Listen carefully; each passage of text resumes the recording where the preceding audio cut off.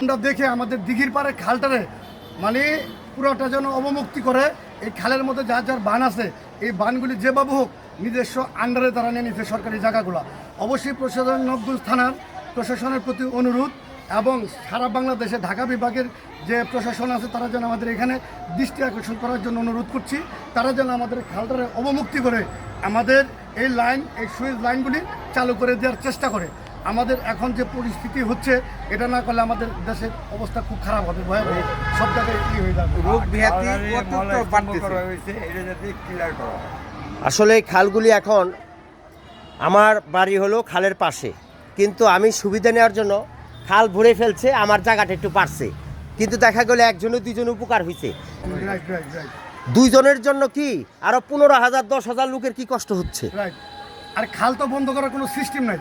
খালটারে ওনারা কি করছে বিগত আমলের তারা ওই পাকা করে খালটারে বন্ধ করে দিয়েছে। আজকে হোক কাল হোক 10 বছর হোক 20 বছর হোক 50 বছর হোক এই খাল আবার পুনরায় খনন করা হবে এক সময়। কারণ এখন ভয়ঙ্কর অবস্থা, একটু বৃষ্টি আসলেই ঘর বাড়ি ডুবে যায়। পানি কোথায় যাবে? আগে তো পানি সরে গেত খালে, কিন্তু এখন খালগুলি সব বন্ধ হয়ে গেছে এবং যার যার মতন দেখা গেল দোকান পাট বাড়ি টাড়ি সব করে ফেলছে। এর জন্য খুবই সমস্যা হচ্ছে। কিন্তু খাল একদিন চিন্তা করেন না, এটা খুবই আপনি তাড়াতাড়ি এই খাল আবার পুনরায় খনন হবে এবং মানুষের কষ্ট হবে না। খাল থাকতে হবে, তাহলে পানি কোথা যাবে? কোন পর্যন্ত গেছে দে? আচ্ছা, এই যে তো প্রচুর বৃষ্টির পানি আটকে থাকতো নাকি? তাই এটা তো বুদ্ধিমানের কাম করছে, এটা বুদ্ধিমানের কাম করছেন। কতগুলো বাড়ি আছে এদিকে গিজ গিজ করে?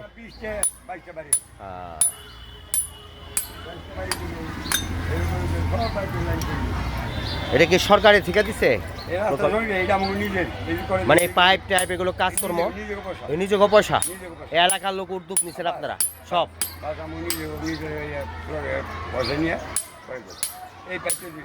সরকারের আর কিছু জ্বালাই আচ্ছা। ওই মাথা ওই মাথা ওই দিকে ওপর থেকে ওই দিকে হয়েছে না। হ্যাঁ।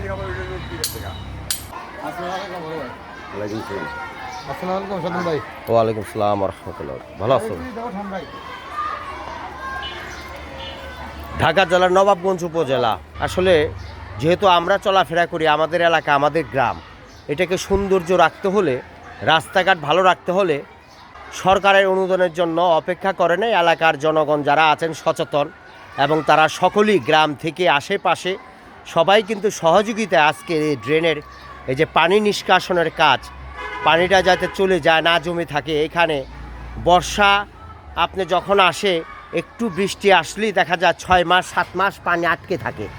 এখান থেকে দুর্গন্ধ সৃষ্টি হয়, মানুষের চলাচল করতে পারে না, স্কুলের ছাত্রছাত্রী যেতে পারে না, বয়স্ক যারা মানুষ আছেন হাসপাতালে নেবেন অসুস্থ হয়ে যায়, রিক্সা আসে না, প্রচুর পানি জমে থাকে। এর জন্য কিন্তু এলাকার মানুষ যারা আছেন এই চমৎকার উদ্যোগ নিয়েছেন, তার টাকা দিয়ে এবং এই পাইপ এনে পানির নিষ্কাশনের কাজ করছেন। খুবই চমৎকার উদ্যোগ। এভাবেই আমাদের সকলেরই যে যেখানে আছেন সবাই এভাবে একত্রে টিম ওয়ার্ক আপনারা কিন্তু এভাবে কাজ করতে পারেন, তাতে এলাকাটা সুন্দর থাকবে, চমৎকার দেখা যাবে। আমি যেখান থেকে ভিডিওটি ধারণ করলাম এটা হলো আপনার বক্সনগর ইউনিয়নের দিঘির পাড় প্রাইমারি স্কুলের সাথেই যে বাইপাস আপনারা দেখতে পাচ্ছেন, চমৎকার একটি রুট, এই রুটটার এখানে কাজ চলছে। ভাই এখানে তো আপনার এখন তো মোটামুটি আপনারা যে কাজগুলি করলেন, যে এলাকার যারা আছেন সকলেই আপনারা এই উদ্যোগটা নিয়েছেন, চমৎকার উদ্যোগ। এখন তো পানি এখান তো বৃষ্টি আসলেই এক গিরু পর্যন্ত। হ্যাঁ, পানি বৃষ্টি আসলে গিরু পর্যন্ত।